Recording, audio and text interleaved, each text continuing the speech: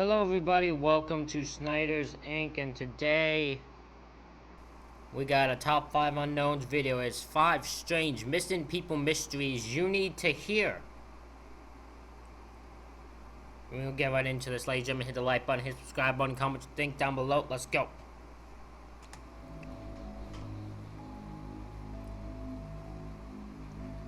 These creepy missing person cases all feature families desperate for answers about their missing loved ones. No matter what the circumstances of the individual or how they vanished, they all deserve to have their stories told, and for the endings of those stories to be known. Number 5. Aiden Spear was preparing to get her life back on track when she vanished without a trace on January 24th, 2022. At first, her mother didn't realize she was missing, but when none of Aiden's friends had seen or heard from her in weeks, it became clear that something was seriously wrong.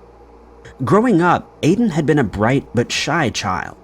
Her mother, Jessica, was just 19 years old when Aiden was born, and broke up with Aiden's biological father when Aiden was still young. Jessica later married Aiden's stepfather, and they had a son together, but Aiden was always part of the family. The family moved to Tacoma, Washington, on the other side of the state to Jessica's parents. It was a rougher area, and Aiden struggled to make friends when she started high school. She was part of the swim team and took part in extracurricular activities, but it didn't stop the bullying. It was at this point that Aiden started to hang out with people who would turn out to be bad influences. Jessica also believed her daughter was suffering from mental health problems. That's usually what happens. Bullying will lead you down to those dark paths and those dark people who are just bad influences, because you'll go anywhere that you feel supported or belong, and even if you know they're bad people, you will go there because that's where you feel like you belong. It is a thing that leads many people down a dark path that they usually can't recover from, in all honesty, which may have contributed to her spiral. Aiden started drinking and using illegal substances. Jessica attempted to get her help multiple times, but unfortunately there was little that could be done when Aiden didn't want the help. I was gonna say, I bet you she didn't want help. She didn't realize it was a problem. If they don't realize it's a problem, they're not gonna get help. That's just the end of it. Like, if they don't think it's a problem, there is nothing you can do. There is nothing you can do to get them help. Because if they don't want it, just no help will work at all. 4 years before her disappearance, Aiden left the family home. Her mother always made it clear that she was welcome back at any time, but she needed to get clean first. It wasn't safe for Aiden to be at home, especially with her younger brother. But over the next 4 years, Aiden kept in touch with her mother and the rest of her family. Jessica claimed that Aiden wouldn't ask for money, but would occasionally ask if they could go out and get food together. She kept Jessica informed about her life and told her mother about boyfriends and friends that she spoke to while homeless. Naturally, given Aiden's lifestyle, there were times when she would drop off the radar. She didn't have a cell phone. Whenever she bought a cell phone, it would be quickly stolen. Her main method of communication was Facebook Messenger, which she would use on borrowed phones. It was only when Jessica didn't hear from her daughter for a few days or weeks that she began to get worried. She would go to Hosmer Street, a street in Tacoma known for its crime and homelessness, and ask about her daughter. She would always meet someone that knew Aiden, and within days, Aiden would get in contact with her one way or another, just to let her know that she was alright. It was far from ideal, and Jessica always hoped Aiden would take her up on the offer to go into rehab. In January of 2022, it seemed that would finally happen. On January 21st, Aiden contacted Jessica asking for her birth certificate and social security number. She wanted to get an ID so that she could work towards getting her life together. Jessica agreed to meet up with Aiden so that they could deal with the ID issue together. Over lunch, Aiden admitted that she couldn't keep up her lifestyle forever and asked for her mother's help getting clean. They looked at rehab centers and together agreed on one in Texas that would be suitable for Aiden's needs. They made plans to meet again on the following Monday. At 7:30 a.m. on Monday the 24th, Aiden sent her mother a message confirming that she wanted to go ahead with the rehab plan. Jessica was under the impression that Aiden was serious about this and hoped this would be the beginning of the end of the nightmare. But 3 hours later, Aiden sent another message. They were due to meet at 11 a.m., but Aiden told her mother that she would be late. She insisted she still wanted to go ahead with the rehab plan, but she needed to say goodbye to someone first. Jessica tried to tell Aiden that she would take her to say goodbye to this person, but Aiden wouldn't listen. She simply said that she would call her later, and that call...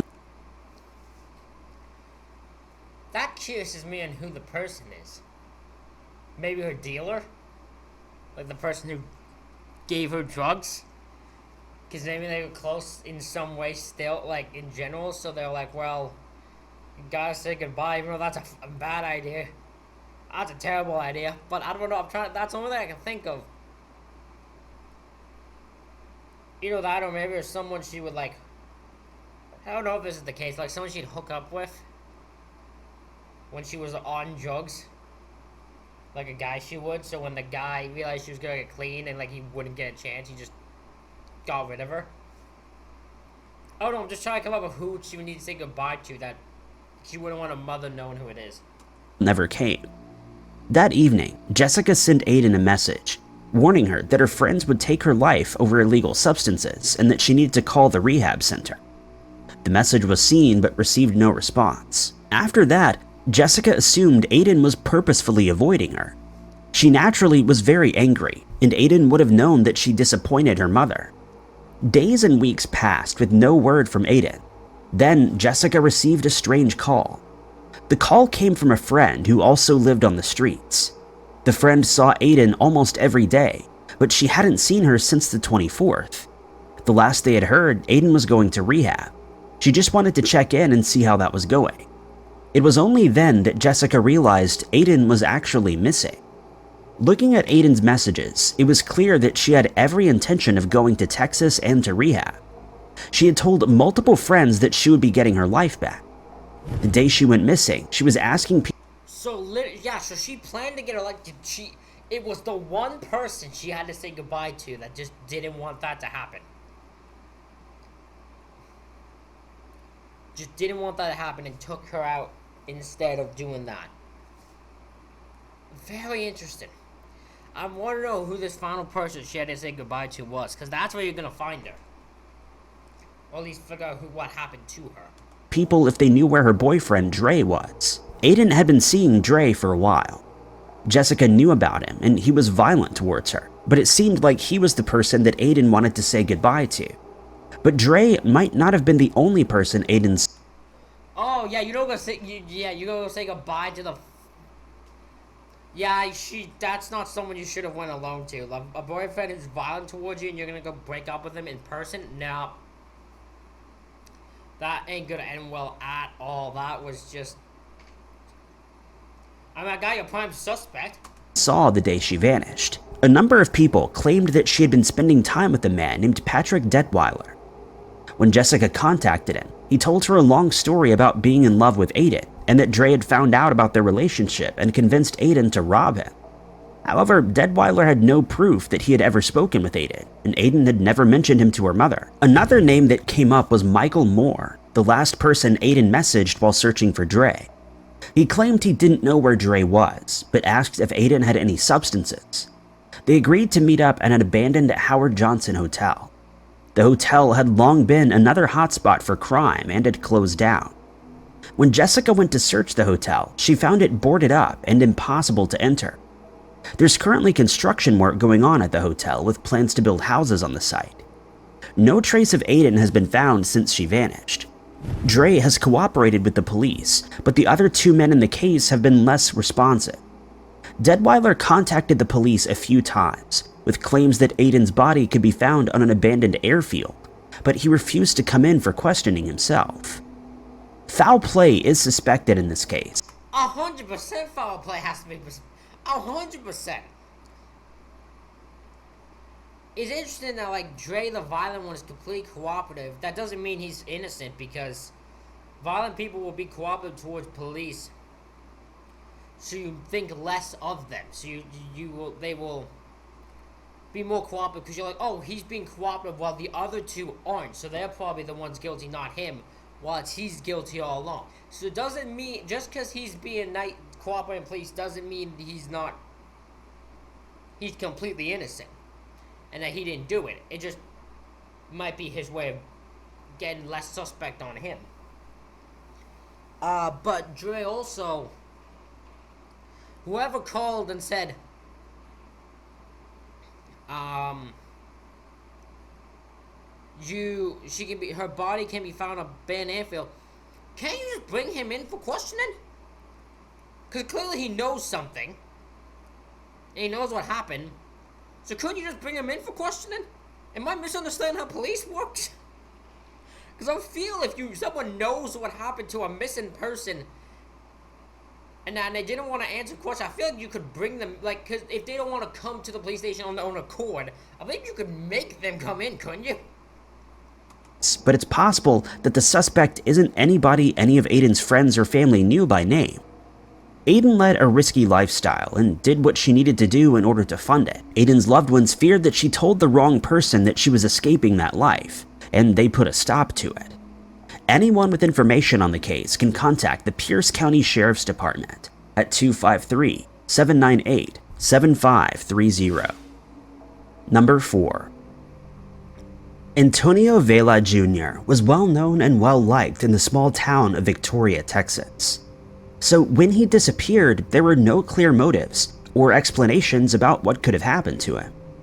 5 years later, it's likely someone in that same community knows what happened to Antonio, but there's been no update since he first vanished without a trace. Antonio was a music producer and freestyle rapper working on building his career and helping others do the same. He loved music and was willing to help out anybody who was interested in creating their own music. He had worked odd jobs in his 20s to fund his music and was now working towards buying a house in Victoria, the town where he had grown up. His loved ones described him as friendly and someone who would always say hello to everyone, but he also wasn't someone afraid to defend someone in need of help. He was close with his family, but especially his father, who he was named after. He was the youngest of his parents' 3 children and the only boy, so he was well looked after. So when Antonio wouldn't answer phone calls after June 15, 2017, his family was certain something was wrong. There was no world in which Antonio wouldn't get back to them if he could. The last time anybody had seen or heard from Antonio was at about 2 a.m. on June 15th.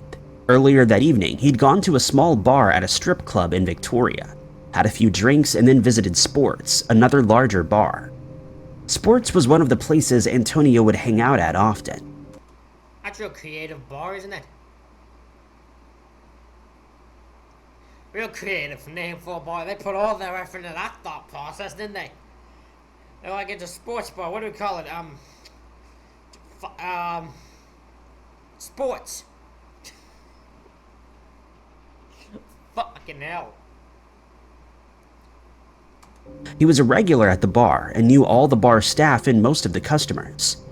That night, it was fairly quiet, but Antonio stayed until the final call, chatting with the people who were there and the bartender, a friend named Andrew Gonzalez Crail.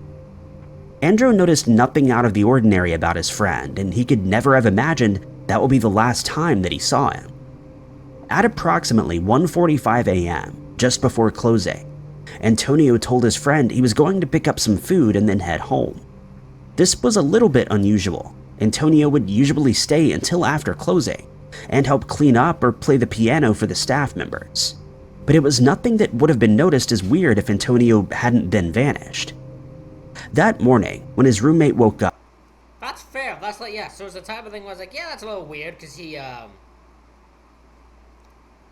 he was, usually would stay after the bar closed and all hang out and help clean up and all that. But as he put it, if he had not vanished right afterwards, they wouldn't have even thought anything of it. Because, like, it's weird, but it's not, like, weird enough to the point it's like a red flag or something clearly wrong type thing. Antonio wasn't home. The roommate went through the garage to take out the trash as he went to work, and noticed that the garage door was open. Antonio's car was missing, and his phone and a plastic bag of food were found on the floor, as if Antonio had dropped them as he exited his vehicle. The roommate was someone Antonio had known for a long time, who was practically part of the Vela family. He called Antonio's parents to let them know about the strange scene in the garage, which only confirmed to them that something was very wrong. Yeah, because that's weird. For him to have his phone and a bag of food that he clearly went to go get.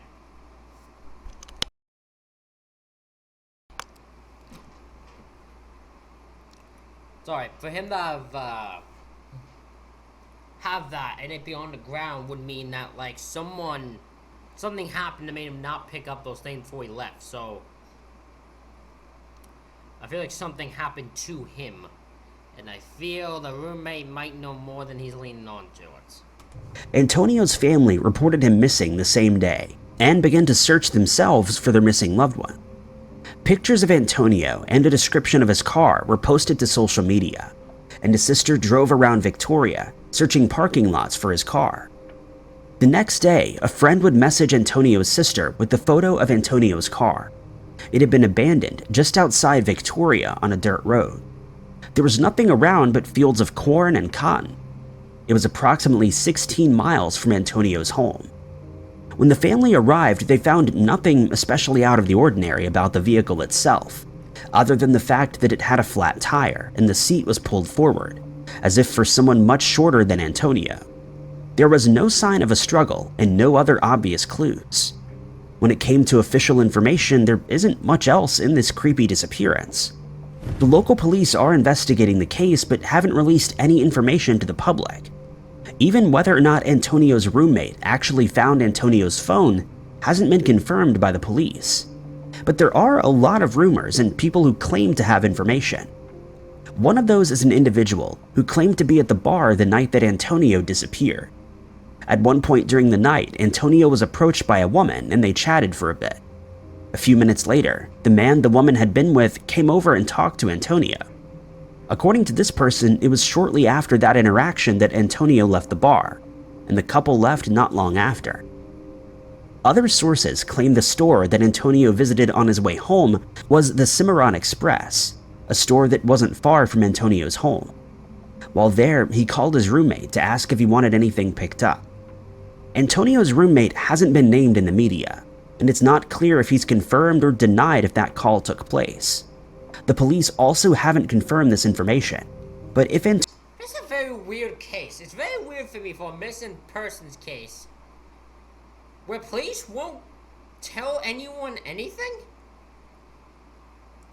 Like, no information will be released? Like, that's unusual for me. Maybe that's just a me thing, but it seems weird you wouldn't put out any information, like, at all.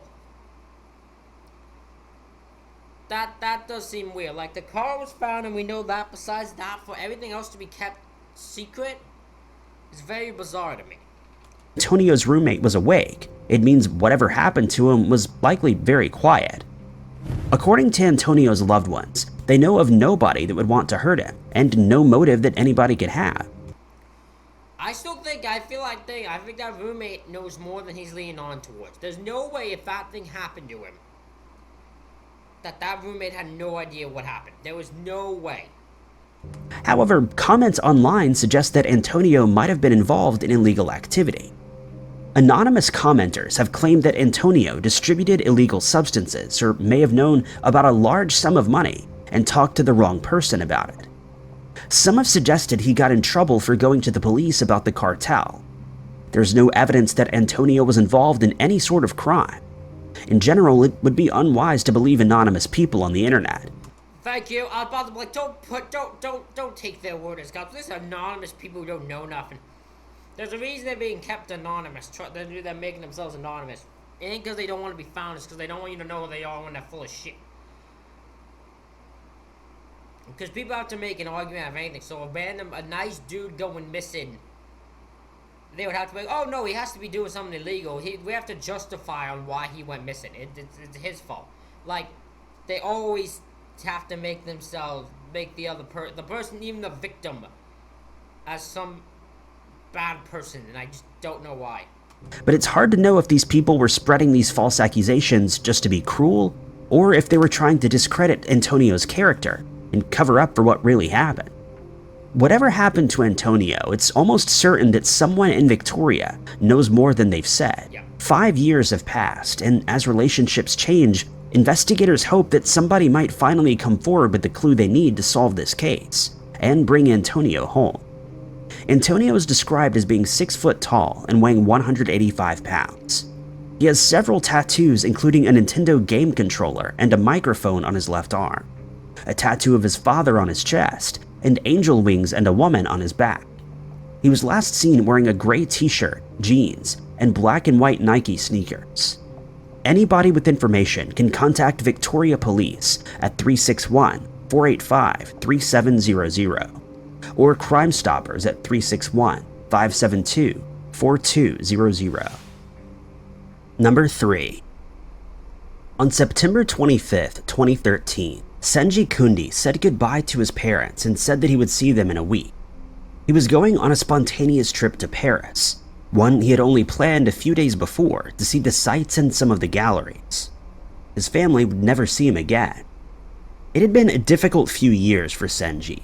In the mid-2000s, he lost his job and struggled to make the payments for his bills. He moved back in with his parents, who lived in England, while he tried to get himself back on his feet.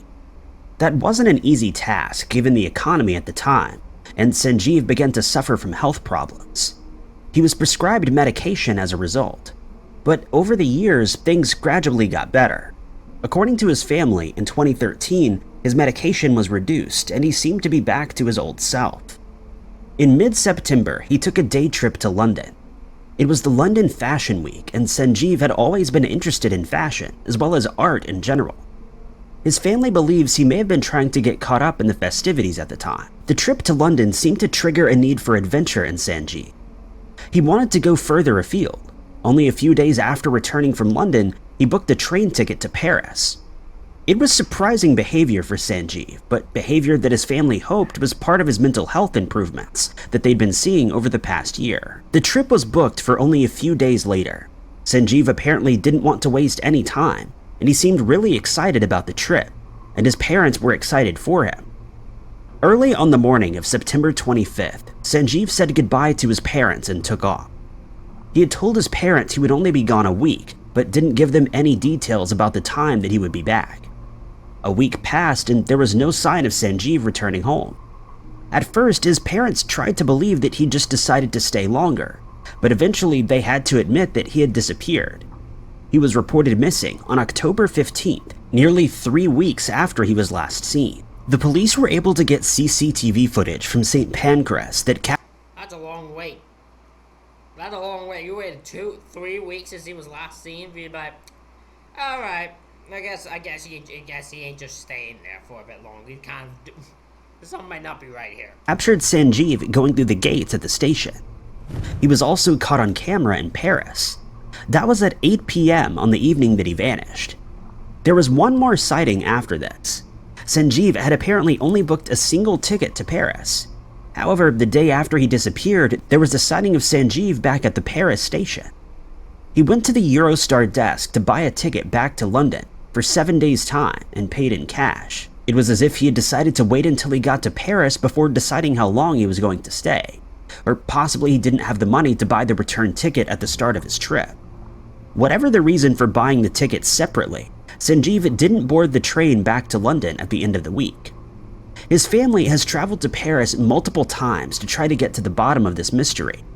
They visited hospitals, hostels, and tourist locations, hoping someone might have seen Sanjeev. His sister described him as being between 6'1" and 6'2", with broad shoulders and light. What's tough about this is in tourist destinations is their people are so in and out, they won't remember everyone that stops by and everyone they see. They might remember some, but it's hard to say fully who they'll remember and who they won't. Would have stood out. The people on the train to Paris remembered seeing Sanjeev. He kept to himself during the trip and didn't seem to have any luggage with him. But once he arrived in Paris, his family have no idea where he went or where he stayed. There are lots of unanswered questions in this strange case. In particular, the timeline for Sanjeev's journey to Paris doesn't quite add up. In total, it should have taken about 5 hours for Sanjeev to get to Paris. Even scheduling in time to account for any delays or security problems, Sanjeev wouldn't have needed to leave Leamington as early as he did. It's worth noting, if Sanjeev had caught a train heading to London in the early morning, the ticket likely would have been more expensive than if he had gone after the main commuter rush. it's unlikely that Sanjeev booked the earlier train to London to try to save money. His family believes he may have met up with someone while in London. When they heard about his spontaneous trip to Paris, they had no reason to suspect anything sinister about the journey. But now his family wonders if he met someone in London during that first-day trip who convinced Sanjeev to come to Paris. It might have been the promise of a job in France, or maybe even something more personal. Sanjeev had jumped at the opportunity, but then something had happened in Paris which had stopped him from coming home. But even if that was the case, Sanjeev would have taken his luggage with him, unless he planned on buying clothes for the trip while in Paris. Anyone with information is asked to contact the Warwickshire Police on 101 or from outside the UK on 0044 1926 41500. Number 2. The disappearance of Brian Worrell is one of the strangest unsolved disappearances. The early investigation was hindered by mistakes from the police. What a surprise! I'm sorry, but what a fucking surprise. What? It was gonna be one of them. There was always gonna be one of them in those 5 stories, right? There's always gonna be the one where police did something stupid. Now, the one where they didn't reveal anything is just weird to me. It's not stupid. They might have a reason for it. This one is literally just, oh yeah, the police made a bunch of mistakes that ruined the investigation. What a fucking surprise. And more than 10 years on, the truth about what happened to Brian remains unknown. Brian was 39 years old at the time of his disappearance. He lived in Atlanta, Georgia with his long-term partner, Jeff Rolstead, but was in Carrollton at the time of his disappearance. Brian had arrived in the town the day before he disappeared for a meeting at the local probate court. He had power of attorney for his elderly mother, who was suffering from dementia. He had previously cared for her himself, but she had recently been moved into assisted living, so she could get the level of care that she needed. On September 24th, 2009, Brian was due in court to hand over some receipts in relation to his role in her care. It was an important meeting, one that he'd driven 4 hours through heavy flooding to attend. But the day after the meeting, Brian's sister received a call to say that he hadn't shown up. His sister hadn't been able to get a hold of Brian, and when she went to their parents' house where Brian was staying, there was no sign of him. It was as if he had vanished into thin air. Brian's family began to piece together his last known whereabouts. He had had dinner with a relative the night before, then headed back to the house where he called Jeff. They talked on the phone for about 45 minutes, with the call ending at 9:15 p.m. He had also called his niece at some point that night and left a voicemail, but didn't answer when she called him back. Brian's call to Jeff, who was back in Atlanta, was the last time anybody had heard from him. All of Brian's belongings were found at their parents' home. That included his phone, medication, and all his clothes. The only things missing were his car and wallet, and Brian himself. Jeff tried to file a missing person report as soon as he learned his partner was missing, but the police insisted he had to wait 72 hours. His sister was finally able to get the report filed on Friday, October 2nd, but it wasn't until the following day that Brian's information was entered into any databases. How lazy is this police department? How lazy is the latest police department? They give that they're like Friday, okay, here's all the people here, man, okay. And then they're like Saturday, the next day they just go and they're like, oh, I forgot to put this in. I better put this in now, I guess, as I got some free time on my hands, like. Be on the lookout was also put out for the car, a light blue 1992 Buick LeSabre.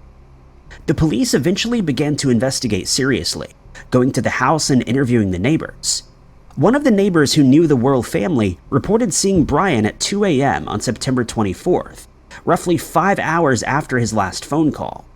The garage light was on, and a figure who was assumed to be Brian was spotted inside, apparently looking for something. The neighbor didn't see anything too strange. Brian suffered from insomnia, and it wasn't unusual for him to be doing tasks or running errands at odd times. The neighbor couldn't say for sure if it was Brian, just because of the distance and poor lighting, but he had no reason to believe that it was anybody else. The following morning, the neighbor left for work between 8 and 8:30 a.m., and the car was gone. This pushed back the time that Brian was last seen, but didn't give the police any more clues about what might have happened to him. Early in the investigation, there were a few dead ends and incorrect information that led police in the wrong direction. For example, Brian had gone to the town hall to pay for his parents' water bill. The water company had dated that as September 24th, the day Brian was last seen. If that was accurate, it meant that Brian had gone into the town center next to the court but hadn't met his appointment there. But then it turned out Brian had actually paid the water bill the day before, and the date had been marked incorrectly. For months, there was little action in the case. Brian's loved ones continued to search for him in the surrounding area and grew more and more frustrated by an apparent lack of interest from the police. Then, in December, there were... What was the thing? Let me think. What's the police's reason for they don't get... He ain't dead. Alright, they haven't found his body, so clearly he must... So, it's probably not that big of a deal, is their thought process. Despite the fact that the man's been missing for a good amount of time. They're like, well, you haven't found his body, so... He's probably fine. Just leave us alone, parents. Stop caring about your child, would you? Was finally a clue that pushed the case forward. On December 22nd, a resident in Chattanooga, Tennessee, reported a car that matched the description of one used in a robbery. The police arrived on the residential street to find a light blue Buick. It was sitting under a tree and had obviously been parked there for a long time. The plates on the car were stolen and didn't match the vehicle. The car was Brian's and had been parked there for at least a month. One resident described the person who parked it there as a young black man who she didn't recognize. None of the residents reported the car as they all believed it belonged to somebody else. Inside the car, investigators found the keys still in the ignition and a book Brian had been reading on the passenger seat, along with the receipt for a Taco Bell Brian had been to before he went missing. In the back seat, there was glass from a burglary that had happened before Brian went missing. Nothing about the car was any different from when Brian had last been seen, other than its location. Investigators recovered fibers and a partial fingerprint, but it wasn't one that could be put into any databases. Unfortunately, the police found nothing that could lead them to Brian. The police theorized that Brian had left willingly. They believed he had decided to abandon his life, leave his long-term partner, and start again. Even if this wasn't completely out of character for Brian, he left behind the medication that he would have needed to survive. His family believed foul play was certain. I'm about to say, there's no way it could be he just ran away and would leave medication that would literally kill him if he didn't take it. That doesn't make no damn sense. If the medication was gone with him, then you could have said, yeah, okay, that makes sense. Because at least he has the medication, so he's going to survive. The rest of it would be fine. This time, the case lay cold for years. It wasn't until new investigators took over that there was any kind of movement. A psychic was brought to the Worrell family home and claimed that she'd gotten bad energy from beneath the back. What? You're that desperate, huh, for something. You're like, I don't know what to do. Grab a psychic, see what they think. I don't know. Couldn't think of anything else. They're like, well, there's a missing person. Well, they definitely got a bad vibe from this. Definitely have a feeling something didn't go right here. You know what? It's like I almost got a vibe that someone went missing here. I don't know if it's just a vibe I got. And then we're just thinking, wow, she's great. Wow, she nailed it. She nailed it, despite the fact you already told her it was a missing person. Sidekicks are so full of shit. I hate sidekicks so much. Porch. Sniffer dogs were brought in and all pointed to the boathouse on the property. But when police searched the boathouse and the lake, there was no sign of Brian. So far, the only other clue that has come up was one that should have been discovered early in the investigation. Brian's car was found, but the plates were never recovered. Later, investigators decided to see if anybody had run the plates since Brian vanished. They discovered that police in Georgia had run a scan on the license plate in October of 2009. This was before Brian's car was even found, but after the bolo was sent out. This was an alert that police would have received, but for some reason they didn't make the connection with Brian's missing person case. Hold on, wait, what? Hold on. I need to hear that again. Had run a scan on the license plate in October of 2009. This was before Brian's car was even found, but after the bolo was sent out. This was an alert that police would have received, but for some reason they didn't make the connection with Brian's missing person case, and investigators on the case never learned about the sighting.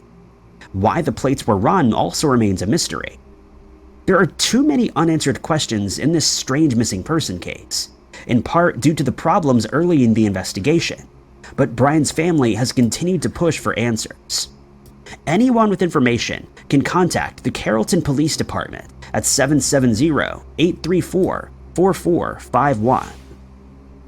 Number 1. 12 years have passed since Jacob Kavanaugh disappeared after a game of frisbee golf in 2010. He left. After a game of what? Kavanaugh disappeared after a game of frisbee golf in. What the fuck is frisbee golf? What's frisbee golf? I've never heard of that before in my life. Frisbee golf. 2010. He left behind a girlfriend, 2 young sons, and a trail of evidence that led from Michigan to Texas. But after a 2-day round trip, the trail went cold. There's been no trace of Jacob since. Jacob was 31 years old at the time of his disappearance and living with his mother in Traverse City, Michigan. He'd previously been married and had 2 young sons from that relationship. Jacob and his ex-wife had been divorced for about 2 years, but they still had a good relationship and were successfully co-parenting their children. According to friends, he was protective of his ex-wife and never had a bad word to say about her, even after they broke up. Despite the breakup, Jacob... That's a good end to a relationship. That rarely happens. That rarely happens where they end and both people talk very positive of each other. No one's at odds with each other. It's a very interesting vibe. That's a very good ending to a marriage, especially. Was in a good place in his life. He was taking classes at Northwestern Michigan College and was in the National Guard. He wanted to go into active military service, a career that some of his siblings had also gone into. He was also looking forward to starting a new class, which he hoped would help his career. He had a good job as a mechanic, a girlfriend, and a good relationship with his siblings and mother. March 31st, 2010 was a day that started out like any other. Jacob spent the day at work before going out with friends to play some frisbee golf and relax. The game ended at about 7:30 p.m., and Jacob drove one of his friends, Gary, to the volleyball courts at the open space in Traverse City, where Gary had parked his own car. Gary invited Jacob to join him in visiting some bars, but Jacob declined. He had a paper that was due soon and wanted to go home to work on it. Jacob left and was never seen again. It was a few days later when Jacob's loved ones realized that he was missing. Mail arrived stating that his card had been used in different states and he was in overdraft. When Jacob's friends and family couldn't get a hold of him on his cell phone, they realized something strange was going on. Jacob's bank and phone records told a story that didn't seem to make any sense. He did have a paper that he needed to write. Gary's offer of a night out wasn't the first that he had declined so he could go and work on his schoolwork, but he hadn't returned home that night. Instead, Jacob had driven through Missouri and Arkansas into Texas.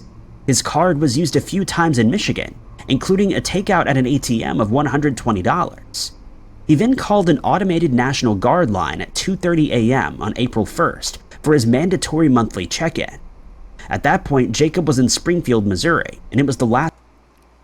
This is bizarre. So for him to call that line means they heard his voice, so it was actually him. But if that's... why was he just driving here, there, and everywhere? time his cell phone was used. After buying gas in Michigan, Jacob's card wasn't used again until Oklahoma on April 2nd, but there were a few traces of him on the night of April 2nd, as 2 police officers ran the plates on his car, once in Missouri and a second time in Arkansas. At 11:30 a.m. on April 2nd, Jacob tried to use his card at a convenience store in Oklahoma, but he didn't have enough funds for the transaction. A few hours later, he arrived in Fort Worth, Texas, and used his card again to pay for gas. This time the transaction went through due to Jacob's overdraft protection. It wouldn't have been possible for Jacob to make it from Michigan to Texas on 1 tank of gas. He presumably used the money from the ATM to pay for gas along the way, though some believe he might have had another person with him who paid to fill it up. The final bank transaction took place in Sweetwater, Texas, where Jacob paid for gas again. This time his vehicle was captured on CCTV. He paid at the pump, which meant he didn't come into the store, and the camera that showed Jacob's car was filming through the window inside the store. He was difficult to make out, and Jacob's loved ones are split over whether the person filling up the car is actually Jacob. The figure is tall, like the missing man, and a friend pointed out that he placed his wallet in the exact same location that Jacob would.